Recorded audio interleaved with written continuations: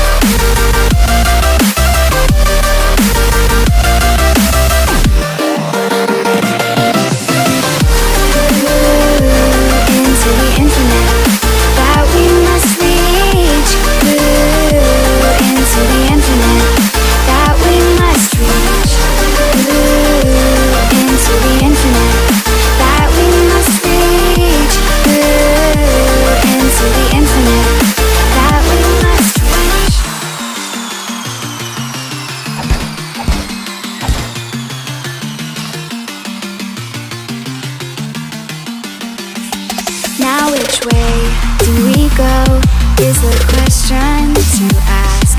There are so many choices that